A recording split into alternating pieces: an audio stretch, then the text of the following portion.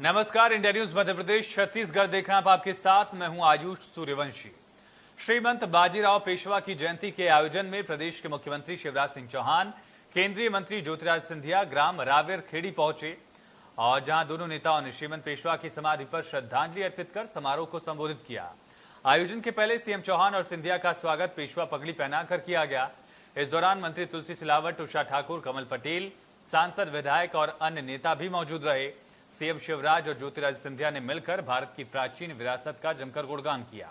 उनके बताए हुए मार्ग पर चलने की बात भी कही और इतना ही नहीं, उनके विरासत को आगे बढ़ाने का संकल्प भी दोहराया। जिसके बारे में पश्चिम के देशों में कहा जाता कि बाजीराव ने इसमें कैसे रणनीतिकार, कैसे फ्रंट लाइन में लड़ते थे, ऐसे महानायक एक भी अनेकों कहानियां हैं। दिल्ली में जब दिल्ली तरफ कूच किया तो औरंगजेब के पोते की झुग्गी बंध गई। वो भागने वाला तो 3 दिन डटे। ताल कटोरा स्टेडियम पे आए, वहां बाजीराव पेशवे जी ने पड़ाव डाला। 500 सैनिकों के साथ ऐसा सूरवीर तो औरंगजेब का पोता सोच रहा था कि अब तो दिल्ली से छोड़ के भाग लो, उसी में ठहर। एक युद्ध का वर्णन करें तो घंटों लगेंगे, लेकिन सचमुच में ऐसे वीर ने भारत माता को गौरवान्वित किया है। और इसलिए जब मैंने 18 अगस्त का मुझे ध्यान आया तब मन में यह संकल्प जन्मा, ऐसे महावीर, ऐसे रणनीतिकार, ऐसे सुशासन के सूत्रधार, इनकी समाधि स्थल है रावेर खेड़ी में। ये हमारा सौभाग्य कि मध्य प्रदेश में उनके पद चिन्ह पढ़े और तब हमने ये फैसला किया कि रावेर खेड़ी में जहां समाधि स्थल बना हुआ है, मैं उनको प्रणाम करता हूं जिनने ये समाधि स्थल। वहीं ज्योतिरादित्य सिंधिया भी इस पूरे आयोजन में पूरे जोश और खरोश में दिखे। उन्होंने न सिर्फ मराठा राजघराने से खुद के संबंध का जिक्र किया, बल्कि भारत के अमृत महोत्सव से भी उसका संबंध जोड़ा। सुनिए।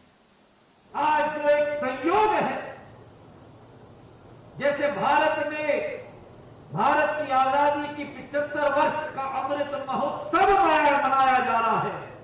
एक संगम है कि उसी वर्ष में जब मध्य प्रदेश में भारतीय जनता पार्टी की सरकार और हमारे मुख्यमंत्री शिवराज सिंह जी चौहान के मुख्यमंत्री पद के समय में श्रीमंत बाजीराव पेशवे के 321वीं जन्म जयंती पर इस स्थान को दोबारा अग्रसर किया जा रहा है, क्योंकि इस स्थान के साथ ताल्लुका केवल एक मराठा होने के नाते मेरा नहीं है। मराठा परिवार हमारा है। मराठा परिवार आज होलकर हमारे सामने बैठा हुआ है, पर मराठा परिवार होने के अतिरिक्त जब बाजीराव पेशवा जी श्रीमंत का देहांत यहाँ हुआ था रावेर खेड़ी में 28 अप्रैल 1740 में, उस समय जो ये समाधि बनाई गई मेरे पूर्वज राणोजी महाराज शिंदे के द्वारा।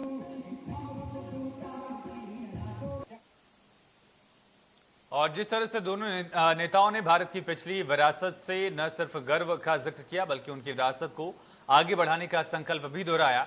इससे सवाल पैदा होता है कि क्या मध्य प्रदेश की सियासत अब पेशवाओं और मराठाओं की राजनीति के नक्शे कदमों पर चलेगी, और क्या मराठाओं के सहारे एक वर्ग को साधने की कोशिश की जा रही है?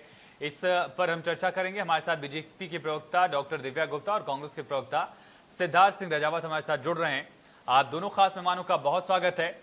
सबसे पहला सवाल सिद्धार्थ सिंह रजावत जी आपसे होगा कि मराठाओं को लेकर जो ज्योतिरादित्य सिंधिया ने कहा है कि मराठाओं से उनका खास संबंध रहा, उनके लिए गए संकल्पों पर आगे कदम बढ़ाने की बात कही गई है, कांग्रेस इसे किस नजर से देखती है? और ज्योतिरादित्य सिंधिया ने यह भी कहा कि जो पेशवा की समाधि स्थल था उसका निर्माण भी उनके परिवार ने ही कराया था। देखिए, अब एक उपचुनाव आपके सामने है, आपको भी मालूम है और जनता को भी मालूम है। आज जाके इतने वर्ष बाद 1740 में बाजीराव पेशवा जी की देहांत हुआ था। आज इनको इतने सालों बाद हमारे सिंधिया जी की उनकी याद आ रही है। इससे पूर्व उन्होंने किसी भी समारोह में क्यों नहीं सम्मिलित हुए, उनकी जयंतियों पे क्यों नहीं सम्मिलित हुए?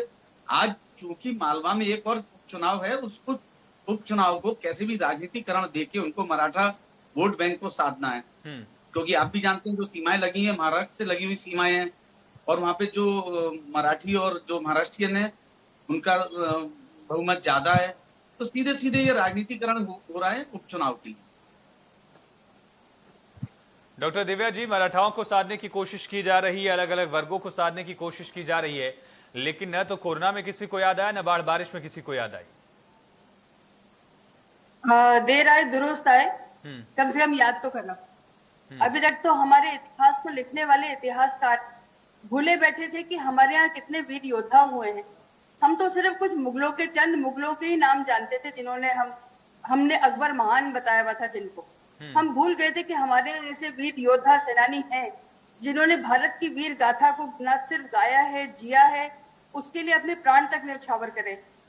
तो आप अपनी विरासत को जो भूलने वाली कांग्रेस है और जो जानबूझकर भुलाने वाली जो कांग्रेस है, या तो हम ब्रिटिश हुकूमत के अंदर उनके जूतों के तले हम दबते रहे और हम उन्होंने जो इतिहास हमको बताया हम चुपचाप उसको लिखते भी रहे और याद भी करते रहे और याद करवाते रहे अपने बच्चों को। हमने कभी भी अपनी विरासत को अपने शिरोधार्य नहीं करा। कभी हमने अपने बच्चों को ये नहीं सिखाया कि गर्व करिए कि आपके पास इतने वीर योद्धा थे जो लोहे से लोहा टकराकर अपनी मातृभूमि के लिए अपनी जान न्यौछावर कर सकते थे। आज अगर हम याद करके बाजीराव जी को अगर हम याद कर रहे हैं, उस महान योद्धा को हम याद कर रहे हैं, तो इस बात को लेकर आपको गर्व करना चाहिए कि इतिहास नए सिरे से लिखा जा रहा है, उसको याद करा जा रहा है। हमारे वीर योद्धाओं को हम नमन करते हैं जिन्होंने भारत की पवित्र भूमि के लिए अपनी जान न्यौछावर कर दी, जिनको कांग्रेस ने सदियों तक भुलाए रखा था। और हमको सिर्फ ये याद कराया गया कि सिर्फ एक परिवार है, नेहरू और गांधी, और उसके अलावा किसी परिवार ने देश के लिए कुछ नहीं करा। हम तो शिवाजी तक को भूले बैठे, वीर सावरकर को तो भूले बैठे, हम उन सब की गाथाएं भूल के बैठे हुए हैं। हमने महाराणा प्रताप को भुला दिया, हमने बाजीराव को भुला दिया। हम कम से कम याद तो कर रहे हैं। आप लोग को इस बात का कम से कम अब चिंतन करना चाहिए कि आप लोगों ने क्या परोसा, क्या दिखाया, क्या सिखाया। हमारे जो बच्चे थे, हमारी जो विरासत थी, उसको आपने किस तरह से भुलाए रखा था। नमन करती हूँ वीर योद्धाओं को जिनके कारण आज भारत की मातृभूमि उनके खून से रंगी हुई है। लेकिन दिव्या जी, ज्योतिरादित्य सिंधिया को लेकर जो कांग्रेस बड़ा हमला बोलती रही है और बीजेपी में भी पहले ये बातें दोहराई जाती थी कि ज्योतिरादित्य सिंधिया का जवाब मैं लौटता हूँ राजावत जी, मैं लौटूंगा, एक बार मैं सवाल कर लूं उसके बाद आप जवाब दीजिएगा। लेकिन दिव्या जी, जो गंभीर आरोप लगा रहा कि सिंधिया परिवार 57 की लड़ाई में झांसी की रानी के खिलाफ गया था, तो जब आजादी की बात कही जाती है, जब अंग्रेजों के खिलाफ लड़ाई की बात कही जाती है, तो इसमें तथ्यों में दम कितना दिखता है और विचारों को जो आप लोग आगे बढ़ाते हैं उसमें वजन कितना दिख पाता है? देखिए, कुछ चीजें हैं जो इतिहास में लिखी जाती है, उसके लिए जो आज की पीढ़ी है वो जवाबदार नहीं है उस पर्टिकुलर काम के लिए, जिस काम के लिए उन्होंने किस कारण से, कब, क्यों, किस तरह से क्या करा, उस कारण के लिए आज हम माधवराव जी और ज्योतिरादित्य जी को अगर हम दोषी ठहराए तो वो भी सरासर नाइंसाफी। अगर नेहरू की किए गई कोशिशों पर आप सवाल उठा सकते हैं तो उस पर क्यों नहीं? इतिहास को तोड़ने मरोड़ने और इतिहास को गर्त में भेजने का जो दुष्कर्म, जो पाप जो कांग्रेस ने वर्षों तक करा है, उसका खामियाजा कौन भुगत रहा है? वो आज हम लोग भुगत रहे, क्योंकि हमने अपने इतिहास को किसी ऐसे ठीक है, मैं लौटता हूँ। सिद्धार्थ जी, आप लोगों को दिक्कत इस वजह से हो रही क्योंकि जब भी महापुरुषों का नाम जुड़ता है, जब भी भारतीय संस्कृति की बात आती है तो कांग्रेस पीछे हट जाती है, कांग्रेस को किसी और संस्कृति को आगे बढ़ाने की कोशिश करती रही। जानती ही नहीं। आपने शायद एनसीईआरटी के पाठ्यक्रम नहीं पढ़े दिव्या जी ने। एनसीईआरटी के पाठ्यक्रम में शिवाजी जी का जिक्र है, महाराणा प्रताप का जिक्र है, उसमें जितने बड़े बड़े वीर योद्धा सिद्धार्थ जी, मैंने भी एनसीईआरटी की किताबें ही पढ़ी हैं। सिद्धार्थ जी, मैंने भी ठीक है, नहीं, बारी बारी से बोलेंगे दिव्या जी, बारी बारी से बोलेंगे। नहीं बोला हूँ, प्लीज आप मेरी बात सुनिएगा। और अगर दिव्या जी को इतनी जानकारी है तो इनसे ये पूछिए, सिंधिया का फुल फॉर्म क्या है? सिंधिया का फुल फॉर्म क्या है बता दें, मैं जो बोलेंगे वो करूंगा, मैं राजनीति छोड़ दूंगा। तो ये बोल रहे हैं आप अभी क्यों मुखर हो रही है? सिंधिया का फुल फॉर्म सुनिए। सिंधिया को अंग्रेजों ने उपाधि दी थी, सिंधिया को अंग्रेजों ने उपाधि दी थी। सुनिए दिव्या जी, सुन लेते बारी बारी से बोलेंगे एक एक करके। ठीक है, जितना अरे आप सत्यता सुनिए, आप लोगों का काम ही है कि आप सत्यता नहीं सुनना चाहते हैं। आत्मचिंतन करना चाहिए। इनकी चुप कराइएगा, ऐसे डिबेट थोड़ी चलती है। ठीक है, बारी बारी से बोल लेते हैं। विनम्र गुजारिश है मेरी, एक बार आप बोलिए, एक बार आप बोलिए, दो ही लोग हैं, अगर लड़ना। हाँ बोलिए। सिंधिया का फुल फॉर्म है, अंग्रेजों ने इनको एक उपाधि दी थी, सेक्रेटरी चीफ ऑफ इंडिया। इनने ऑफ हटा के सिंधिया किया है, और इनके आप म्यूजियम में घुसेंगे, महल में घुसेंगे, बाहर तख्ती लगी हुई है जिसमें अंग्रेजों ने इनको लक्ष्मीबाई के संग जब गद्दारी की थी उसका इनाम दिया था, सेक्रेटरी चीफ ऑफ इंडिया बनाया था, और ग्वालियर को बिल्कुल सेंट्रलाइज बनाया था। जो भी लूट का माल आता था पूरा ग्वालियर में रखा जाता था, सिंधिया के शिपिंग कॉर्पोरेशन से इंग्लैंड जाते थे। और ये बात करते हैं सिंधिया की, क्या सिंधिया गद्दार नहीं थे? सिंधिया जी ने जिस दिन कांग्रेस छोड़ी थी उसी दिन बोला था कि हम वो उस परिवार से जिसने जब जब चाहे जब जब सरकार गिराई है।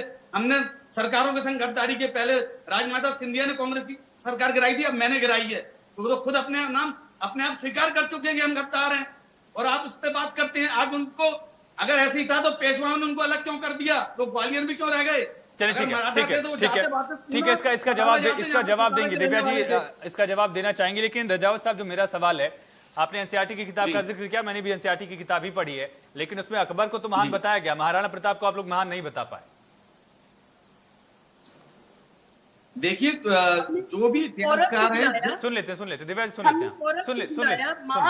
महान कोरस को हमने बुलाया, महाराजा रंजीत सिंह को हम भूल गए, हम महाराणा प्रताप को भूल गए, हम राणा सांगा को भूल गए, हम हमारे जितने वीर योद्धा थे, आप उसका बात छोड़ दीजिए, आप चाणक्य को भूल गए। चलिए ठीक है, जवाब ले लेते हैं। ठीक है, हाँ नहीं, रजावत साहब, जो मैंने सवाल पूछा उसका जवाब दीजिए। ठीक है, मैं इनसे पूछता हूँ, सावरकर वीर कब से थे? ये तो गोविंद सिंह डोटासरा बता देंगे। ये राजस्थान नहीं, रजावत जी, ठीक है, रजावत साहब, ठीक है, बारी बारी से बोल लेते हैं, बारी बारी से एक एक करके बोल लेते हैं। लेके आ गए ज्योतिरादित्य सिंधिया को, इनको शर्म नहीं आ रही है कि उनका रजावत साहब, आपने सवाल सुना नहीं, आप जानबूझकर इग्नोर कर रहे हैं। नहीं, ठीक है, मेरे सवाल का जवाब दीजिए। सिद्धार्थ जी मेरे सवाल का जवाब दीजिए। सिद्धार्थ जी मेरे सवाल का जवाब दीजिए। सिद्धार्थ जी मेरे सवाल का जवाब दीजिए, जो मैंने आपसे पूछा कि अगर अकबर महान था तो महाराणा महान क्यों नहीं थी? और रही सही सावरकर की बात, तो राजस्थान के पीसीसी चीफ गोविंद सिंह डोटासरा ने उनको वीर कह दिया था, उनको आजादी का एक हिस्सा मान लिया था। तो या तो आप गलत बोल रहे हैं या फिर आपके राजस्थान पीसीसी चीफ बोल रहे हैं। देखिए उनका पीसीसी चीफ व्यक्तिगत कैसे हो जाएगा? वो पूरे प्रदेश कांग्रेस कमेटी को लीड कर रहे हैं। जो मैंने पढ़ा है कि सावरकर ने सिद्धार्थ जी, वो पूरे राजस्थान कांग्रेस के अध्यक्ष हैं, वो कैसे व्यक्तिगत बयान कैसे हो गया? अब कल प्रधानमंत्री कुछ कह दिए, व्यक्तिगत थोड़ी हो जाएगा। मैंने वो पुराने बयान न मैंने पढ़ा है, मैं उस पर चर्चा नहीं कर सकता हूँ। आप आशीर्वाद यात्रा पे बात करेंगे, मैं अवश्य बात करूंगा। मैंने जो सवाल पूछा, मैंने जो सवाल पूछा, आइए इतिहास की बात करेंगे। बात करिए, वीर सावरकर की बात कर रहे हैं तो शिवराज सिंह जी ने 18 के चुनाव में बोला था वही परिवार है जिसने लक्ष्मीबाई की गद्दारी की थी। बारी बारी से ठीक है, सिद्धार्थ जी सुन लेते हैं। और दिव्या जी, ठीक है, दिव्या जी, ठीक है, बारी बारी से बोलेंगे, बारी बारी से सुनेंगे। अगर ऐसा आप लोग चाहते हैं थोड़ी सी सार्थक चर्चा हो जाए। सिद्धार्थ जी, मैं आपसे अपेक्षा करता हूँ सिद्धार्थ जी, मुझे उम्मीद रहती है थोड़ा सा आप सुन लेंगे। ठीक है, उन्होंने तो पूरी चौपाई गाई थी। ठीक है, बहुत बड़ी मर्दानी, वो तो झांसी वाली रानी थी। ठीक है, सुन लेते हैं सिद्धार्थ जी, सुन लेते हैं। कुमारी चौहान ने लिखा सिद्धार्थ जी सुन लेते हैं। मैं विनम्र गुजारिश कर रहा हूँ, बारी बारी से बोलीजिए आप लोग। दिव्या जी, अगर इतना ही मराठाओं में इतना दम था, जिस बात ज्योतिरादित्य सिंधिया का मराठा कम्युनिटी में अगर इतना वो था, वर्चस्व था, तो फिर जो बातें कही गई थी प्रभात झा की तरफ से, क्या उन बातों में वजन कम था, या फिर अब सिंधिया आ गए तो बातें बदल गई हैं, इतिहास भी बदल गया है? देखिए, इतिहास जहां था वही है, और इतिहास की सारी खासियत यही है कि इतिहास को कोई बदल नहीं सकता। हम भविष्य बदल सकते हैं, हम अपना वर्तमान बदल सकते हैं, हम भविष्य बदल सकते हैं। कम से कम इतिहास से सबक ले सकते हैं, इतिहास से सीख ले सकते हैं। यही इतिहास की सबसे बड़ी खूबी होती है, और जिसने इतिहास से न सीखा वो ही सबसे बड़ा पापी होता है। अब मेरा आपसे निवेदन है, कांग्रेस को कम से कम अब समय है, इतना जरूर आत्मचिंतन करना चाहिए और सीखना चाहिए और समझना चाहिए कि उन लोगों की भूलें कहाँ थी, क्यों थी, कब थी। इतिहास को तोड़ना मरोड़ना इनकी पुरानी आदत है, जो इन्होंने करा, महापाप था वो इन्होंने करा। उसके बाद माननीय सिंधिया जी जब तक इनकी पार्टी में थे तब तक बहुत माननीय थे, सम्मानीय थे, सब कुछ थे। जैसे ही वो पार्टी बदल के अगर भारतीय जनता पार्टी में आए तो वो एक बहुत बड़े दुश्मन हो गए हैं और अब उनकी सारी खामियां कांग्रेस को नजर आने लगी हैं। उसके पहले नजर नहीं आती थी, उसके पहले पूरा परिवार बहुत सम्मानीय था। दिक्कत इस बात की नहीं है, दिक्कत इस बात की है कि आप लोग किस तरह से अपना रंग बदल रहे हैं, आप लोग किस तरह से गिरगिट की तरह अपना रंग बदल रहे हैं और उसके बावजूद चिंतन करने के बावजूद। लेकिन ठीक है, मेरे पास वक्त कम है, थोड़ा सा स्पेसिफिक रहेंगे। ठीक है, थोड़ा सा स्पेसिफिक रहेंगे। ठीक है दिव्या जी, ठीक है। लेकिन दिव्या जी ये बताइए, महापुरुषों को लेकर भारतीय जनता पार्टी हमेशा जिक्र करती रही है। इन महापुरुषों के लिए भारतीय जनता पार्टी ने क्या किया, आप लोगों ने क्या सिलेबस बदला, क्या आगे बढ़ाया इसको? देखिए, आपको जानकर बहुत हर्ष भी होगा, मेरे लिए बहुत गर्व का विषय है कि पूरी की पूरी एजुकेशन पॉलिसी जो अब की बार लिखी जा रही है और जो बन रही है, और मंत्री साहब बदल गए, जिन्होंने एजुकेशन पॉलिसी को बनाया वो मंत्री साहब घर बैठ गए, नए मंत्री साहब आ गए। देखिए, सेंट्रल पॉलिसी होती है, सेंट्रल पॉलिसी के तहत सारी की सारी जो एजुकेशन पॉलिसी लिखी जा रही है, जो नई पॉलिसी बन रही है। देखिए, प्रॉब्लम क्या है, हमारा देश क्योंकि प्रजातांत्रिक देश है, हम प्रजातांत्रिक देश में जब कुछ नई चीज लेकर आते हैं तो इस तरह के लोग उठ के सडनली बाहर आ जाते हैं, जो बरसाती मेंढक होते हैं, जिनको अभी तक कुछ याद नहीं था कि हमारी विरासत क्या थी, और ये सब निकल के आ जाएंगे और सब एक बार में ये सब शोर मचाने लग जाएंगे और उसमें उसको कलर देने लग जाते हैं। ये हिंदुओं का कलर है जो एजुकेशन पॉलिसी पे चला जा रहा है। अच्छा। इसके कारण एजुकेशन पॉलिसी हो रही। प्रॉब्लम वो नहीं है, प्रॉब्लम ये है कि आपको अपने इतिहास को स्वीकारने में शर्म क्यों आती है। चलिए ठीक है, इसी का जवाब लेते हैं। सिद्धार्थ जी, आप लोग इतिहास स्वीकारते नहीं है, इतिहास स्वीकारते नहीं है, इमरजेंसी नहीं स्वीकारी, भोपाल गैस त्रासदी नहीं स्वीकारी, उसके पहले का इतिहास भी भूल जाते हैं हम लोग। ठीक है, सुन लेते हैं। आवाज नहीं आ रही है मैडम, मुझे जो कराइए तब मैं समझूं क्या बोल रहे हैं। दिव्या जी सुन लेते हैं। अब आपने जो सवाल पूछा उसी का जवाब ले रहा हूँ। अरे ठीक है दिव्या जी सुन लेते हैं। जो आपने पूछा उसी का जवाब ले रहे हैं। आप लोगों को इतिहास स्वीकारने में दिक्कत होती है, सिद्धार्थ जी? कौन ने बोला है, किसने बोला इतिहास स्वीकारने में दिक्कत होती है? जो इतिहास है वो इतिहास है। आज जो पृथ्वीराज सिंह चौहान थे, कौन भूल सकता है? पृथ्वीराज सिंह चौहान के ऊपर जो आज भी पाठ्यक्रम में की नहीं चल रही है, महाराणा प्रताप की नहीं चल रही है, राणा सांगा जी की नहीं चल रही है, जिनने योगदान दिया है भारत के लिए, अखंड भारत के लिए। आप इतिहास की बात कर रहे हैं? ये कांग्रेस वही है जिसने 562 रियासतों को अखंड भारत उसकी बात करती है क्या? आप बताइए। आप तो आज 6 साल के अंदर आप हिंदुस्तान को तोड़ रहे हैं, आसाम को मिजोरम से लड़वा रहे हैं। आप 6 साल में इकोनॉमी -23 आप उसमें बात कोरोना पे बात नहीं करना चाहते, गरीबी रेखा से लोग नीचे जा रहे हैं, आप इतिहास की बात करना चाह रहे हैं। अरे जो इतिहास आज की डेट में है, प्रेजेंट में, आप उसकी बात करिए। जनता त्राहिमाम कर रही है, जनता डूबी मर रही है और आपको इतिहास की चिंता हो रही है। अरे ज्योतिरादित्य सिंधिया जी को शर्म आनी चाहिए, वहाँ पे कैंप लगाना चाहिए, टेंट लगा के बैठते जनता के बीच में, उनको खाना मेरे देश का इतिहास है, मेरा इतिहास है। ये आशीर्वाद यात्रा निकाल रहे हैं, सब यात्रा पे राजनीति कर रहे हैं। मेरे देश के इतिहास को यदि आपने अगर नजरअंदाज करा, राजनीति कर रहे हैं। आज 300 से ज्यादा लोग बाहर में बह गए, जिनके 3000 से ज्यादा मकान बह गए, आप आशीर्वाद यात्रा निकाल रहे हैं। आप बात करते थे अतिथि शिक्षकों की कि मैं इनके लिए रोड पे आ जाऊंगा, आप अपना रोड शो निकाल रहे हैं। आप अपनी ख्वाबी और अपने आप को प्रसिद्धि पाने के लिए आप यात्रा निकाल रहे हैं, अपनी माला पहन रहे हैं। अरे मैं तो कह रहा हूँ सिंधिया जी, आपको माला त्याग देनी चाहिए। चलिए ठीक है, मेरे पास वक्त खत्म हो गया, सिद्धार्थ जी बहुत शुक्रिया। डॉक्टर दिव्या जी आपका बहुत शुक्रिया। तो जन आशीर्वाद के जरिए जनता को साधने की कोशिश है, इतिहास के जरिए वर्तमान को साधने की कोशिश है, और साधने की कोशिश है ये उपचुनाव के 3 विधानसभा क्षेत्रों को और खंडवा लोकसभा सीट की जनता को साधने की कोशिश है। लेकिन इसमें कामयाब कौन होगा, चुनाव का ऐलान कब होगा, ऐसे तमाम सवाल हैं। लेकिन फिलहाल इसके लिए इंतजार करना होगा। लेकिन राजनीति जरूर हो रही है, चाहे इसे सियासी यात्रा कह लीजिए, यात्रा पर सियासत कह लीजिए, दोनों लाजमी यहां पर। फिलहाल एक छोटे से ब्रेक के लिए रुकते हैं।